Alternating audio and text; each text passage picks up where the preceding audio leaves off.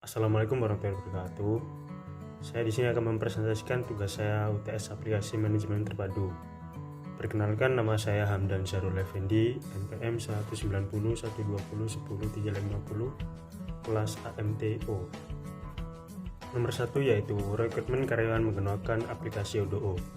Cara pertama yaitu kita buka Google dan ketik odoo.com, lalu akan muncul tampilan seperti gambar di samping. Selanjutnya yaitu scroll ke bawah, terdapat banyak pilihan dan pilih rekrutmen karena kita akan membuat perekrutan. Jika sudah muncul tampilan seperti pada gambar di samping, maka kita klik Start Now untuk memulai secara gratis. Langkah selanjutnya yaitu nanti akan keluar seperti biodata dan kita disuruh untuk mengisi dengan sesuai dan benar dengan nama perusahaan. Jika sudah terisi semua dengan benar, lalu klik Start Now.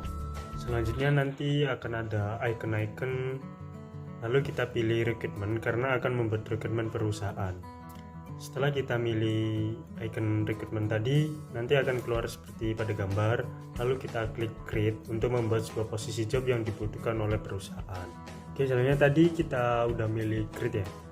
Habis itu nanti keluar titik-titik untuk kita isi, tulis posisi job yang dibutuhkan oleh perusahaan beserta email, pengaplikasiannya untuk memudahkan pelamar mengirimkan email atau lamaran. Jika sudah terisi, maka kita ngeklik create lagi. Nah, tadi kita udah pilih job position, lalu kita ulangi lagi pilih create sampai 4 kali sesuai dengan posisi job yang dibutuhkan oleh perusahaan. Seperti pada soal terdapat job digital marketing, HR staff, finance admin, staff produksi. Pembuatan rekrutmen tersebut telah selesai. Konsep pemasaran yang saya terapkan di kantor cabang yaitu menggunakan digital marketing, salah satunya sosial media seperti Instagram, Facebook, website, dan TikTok. Instagram kita bisa memposting produk kita dengan foto yang menarik agar bisa memikat pelanggan. Begitu pula di Facebook. Kita juga beriklan di dalam IG, Facebook agar usaha kita bisa lebih dijangkau oleh banyak masyarakat. Selain itu, perusahaan kita juga membuat website. Lalu, perusahaan kita juga membuat official TikTok. Mengingat TikTok adalah aplikasi yang saat ini sedang digemari oleh semua kalangan, baik anak-anak maupun orang dewasa. Dan kita selalu membuat konten-konten yang menarik tentang perusahaan kita agar konten kita bisa viral dan dikenal masyarakat luas sehingga bisa meningkatkan penjualan. Ini adalah siklus pembelian, bisa dilihat di gambar tersebut. Penjelasannya, berikut merupakan prosedur pembelian tunai berdasarkan penawaran supplier. Bagian supplier mengirimkan SPH, surat penawaran harga, ke bak pembelian. Bagian pembelian menerima SPH dari pemasok lalu membuat permintaan daftar barang yang dikirimkan ke bagian gudang. Bagian gudang menerima permintaan daftar barang lalu membuat daftar barang yang ada dan dikirimkan ke bagian pembelian. Bagian pembelian menerima daftar barang yang ada lalu memutuskan apakah akan memesan atau tidak.